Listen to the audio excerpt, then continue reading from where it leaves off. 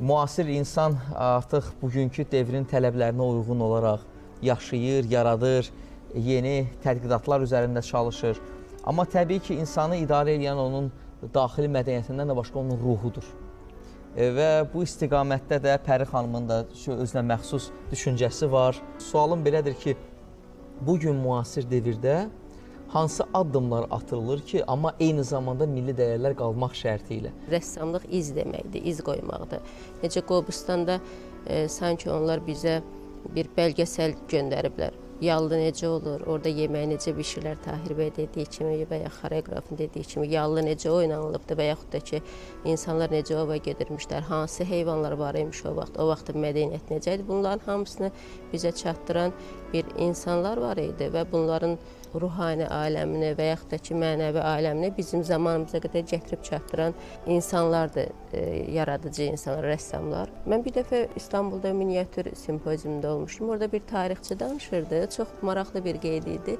Deyir ki, Osmanlı miniatürləri haqqında danışırdı. Deyir ki, bir Antalya tərəfdə bir qazıntı aparmışlar. Orada müxtəlif sütunların arasında bu qadın görübdü. Orta əsrlər miniatüründə görüb ki, bu sütunların arasında bir qırmızı qapı vardı. Deyib ki, buranı ehtiyatlı qazıntı aparın ki, burada belə bir qapı var. Doğrudan da arxeoloji qazıntılar zamanı həmin o qapını tapıblar. Yəni, bu o deməkdir ki, bizə o zamanlardan bu vaxta qədər mesaj göndəriblər. 13-cü əsrdən 16-cı əsrə qədər bizim Təbriz Miniatür Məktəbi möhtəşəm yolu var və o vaxt saray rəssamlardır. Onlar saray insanlarının, aristokratiyanın necə yaranması və yaxud da ki, həmin vaxt xalqın necə olması, o vaxt memarlığın necə olması, bunların hamısını bizə daşıyan insanlardır rəssamlar.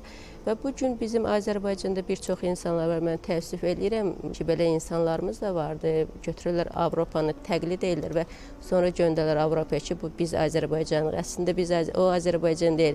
Biz Picasso-nun qol qanadını burada sındırıb təzədən Avropaya göndərməklə heç nə ola bilmərik. Bizim öz pasportumuz miniatürdür, Qobustandır. Biz bunlardan əsintilənməliyik və bizim nənələrimizin toxuduğu xalçalar, məsələn, xalçada çox böyük bir belə gözəl bir şey vardı. Elçi qaytaran xalça adlı bir xalça var. Yəni təsəvvür edin ki, bu nə qədər mədəni bir xalqıq ki, biz gələn elçilərə demirik, biz qızımızı sizə vermirik. Deyirik ki, baxın uzaqdan gələndə artıq elçilər görür ki, balkondan o elçi qaytaran xalça asılır. Bu da böyük mədəniyyətdir. Mədəniyyət əlbəttə ki, bizə deyirlər, biz bəzən şərqi cəhalət, qaranlıq adlandırır, amma əslində bütün elm qərbdə nə qədər yüksək inkişaf edibsə, mədəniyyət və helm də şərqdədir və şərqin helmi məncə qərbin elmindən daha güclüdür.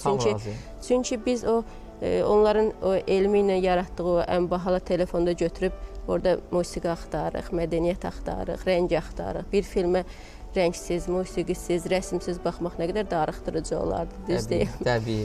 Ona görə də biz ən azı bizim bugünkü gənclərimiz, bu rəssamlarımız mütləqdir ki, müraciət eləməlidir. Dünyaca ünlü bir rəssamdır Renoir. O bir dəfə Avropada sərgilənən şərq incəsənəti sərgilərinə gedib. Orada baxıb ki, Kəmaləddin Behzadın bir dənə miniatürü asılıbdır, Şeybani xanım portreti. Orada mavi rəngli əba geyinib və qara mütəkkil söykənibdir.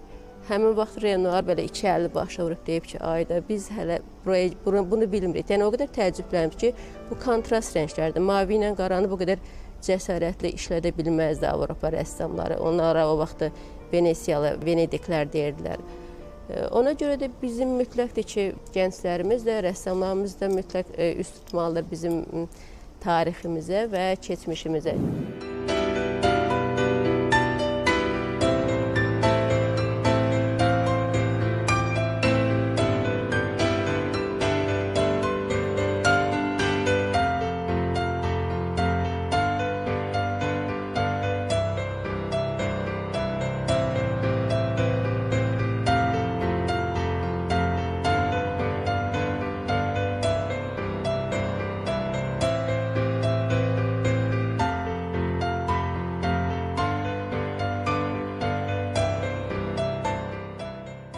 Keçmişdən olmayan heç nə həzz ala bilmir. Mən arada deyirlər ki, sən gedib başqa ölkədə yaşaya bilirsən. Deyirəm ki, mən orada bir gün o milli yeməklərdən birini görsəm məni ağlamaq tutar və yaxud da ki, anamın təndiri yadıma düşsə məni ağlamaq tutar. Çünki biz öz kökümüzə... Burada genetik kodlar da var da. Əlbəttə ki, genetik kodlar vardır. Məsələn, bizim nənələrimizin toxuduğu xalçalar olsun, orta əsr miniatür ustadlarının bizə ötürdüyü və dünyanın bütün ən bahalı muzeylərində qorunan miniatürlər olsun. Bunların hamısı bizim genetik kodlardır və onlar ona görə bizim ürəyimizə təsir edir və bizim riqqətə gətirir. Yəni ürəkdən olmayan heç nə bizə həzz verməz və riqqətə gətirməz. Bir yazıçının yazdığı ürəkdən olan bir əsər olsun və yaxud da ki, bir göz yaşı olsun. Bunların hamısı ruhanidir və rəssamlıq ruhani bir sənət olduğu üçün mütləq bizim ürəyimizə dəyməlidir. Biz ağacın çubuğunu rəngə batırıb kətana çırpırlar, sonra deyirlər modern bir şeydir. Mən bunu qəbul edə bilmirəm. Mən də.